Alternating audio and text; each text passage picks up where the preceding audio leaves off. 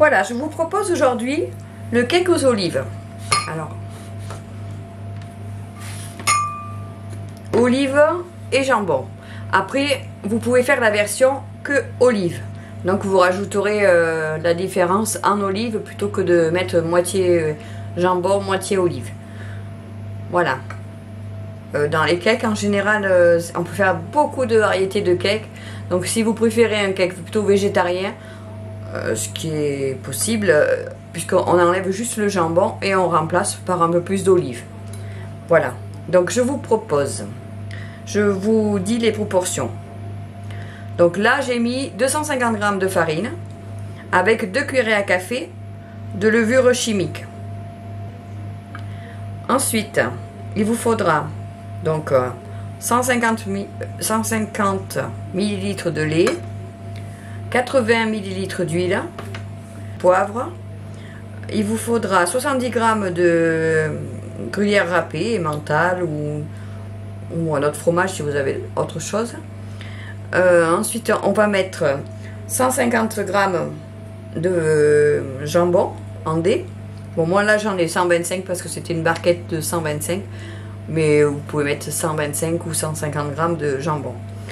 Ensuite, il vous faudra 150 g d'olives vertes dénoyautées. De préférence, c'est plus agréable quand on mange. Et ensuite, je vais mettre 3 œufs. Voilà. Et tout ça pour un moule à cake de 6 à 8 personnes. Voilà. Bon, le mien, il est un peu large.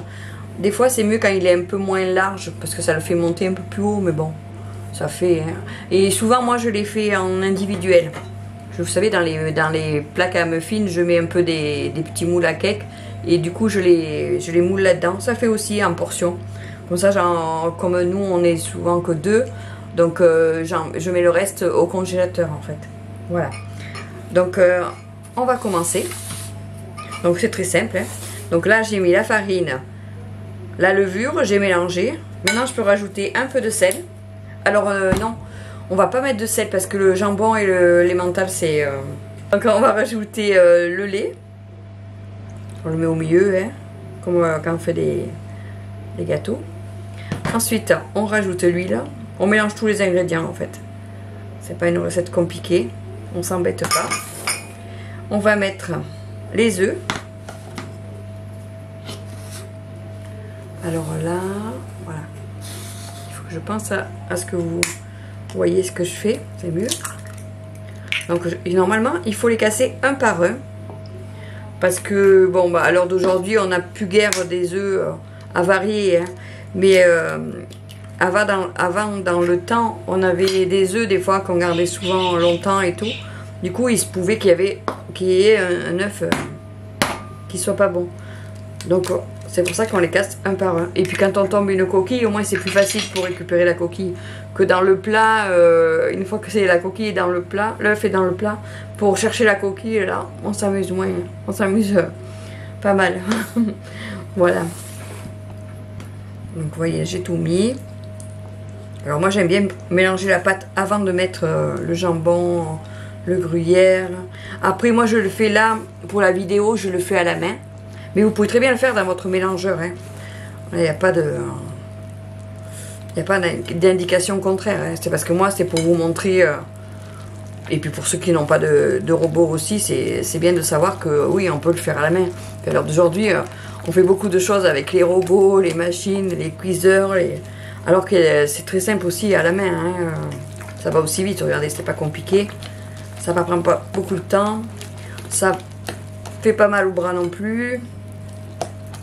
Vous voyez, on mélange, on mélange. Ça fait à peu près cette texture là.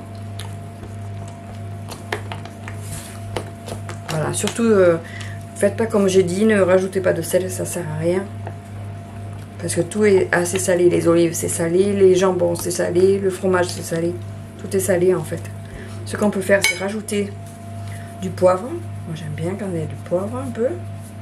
Après, rien ne vous empêche si vous voulez mettre de l'origan ou des herbes de Provence.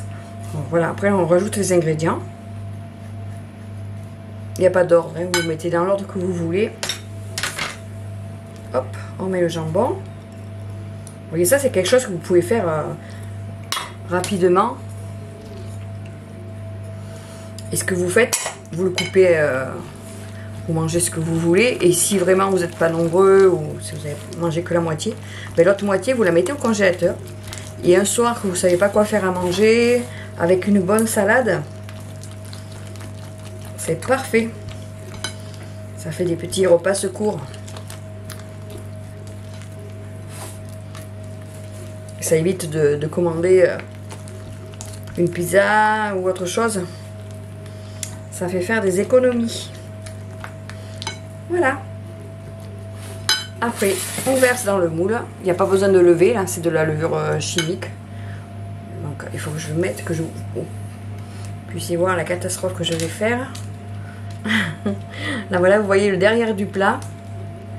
C'est pas le plus joli, hein. Mille excuses, mais...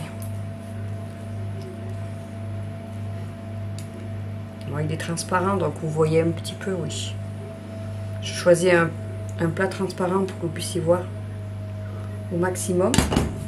Alors bien sûr la fameuse Maryse, hein, pour ceux qui ne savent pas ce que c'est ça la Maryse. C'est ce qui vous permet de bien racler, de ne pas laisser trop de choses dans le plat.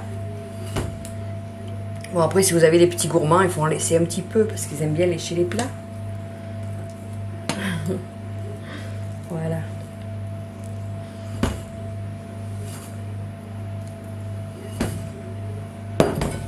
Voilà pour ça.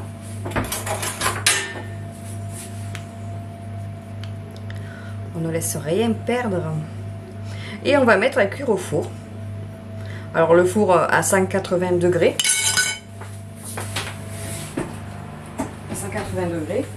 Bon, il vaut mieux qu'il soit préchauffé. Donc je ne vous l'ai pas dit au début de la recette, mais pensez à le préchauffer avant de faire la recette. Et comme ça, vous le mettez à cuire à 180 degrés. Il faut compter quand même bien 30 à 40 minutes. Il faut que ça cuise déjà pas trop vite, mais ça a le temps de tout bien se cuire. Voilà. Et bien, je vous dis à tout à l'heure. Et voilà, ça sort du four. Voyez comme il est beau. Voilà, je vais vous le démouler. Bon, bien sûr, on regarde avec la pointe du couteau pour savoir s'il est assez cuit. Et si la pointe du couteau ressort toute belle, c'est qu'il est cuit. Voilà. Allez, je vais vous démouler et je vais en couper une tranche, comme ça vous allez voir comment c'est à l'intérieur. C'est un cake tout moelleux. C'est une recette qui vient de ma maman. Si elle était encore là, elle verrait sa recette sur YouTube. Ça lui ferait plaisir, je pense.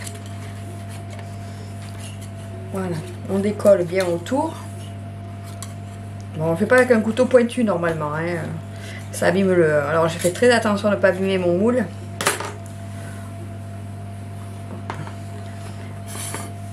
Voilà, parfait. Voilà. Tout joli. Allez, on va en couper deux tranches, vous allez voir qu'il est tout moelleux, tout beau.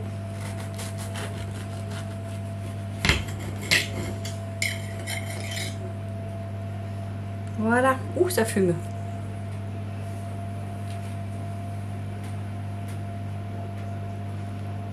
Je pense à bien cadrer.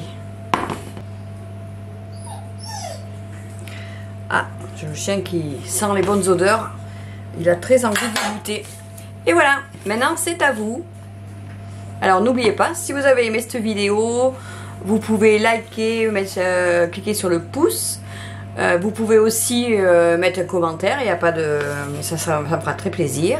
Et vous pouvez partager la vidéo avec vos amis. Merci, à la prochaine.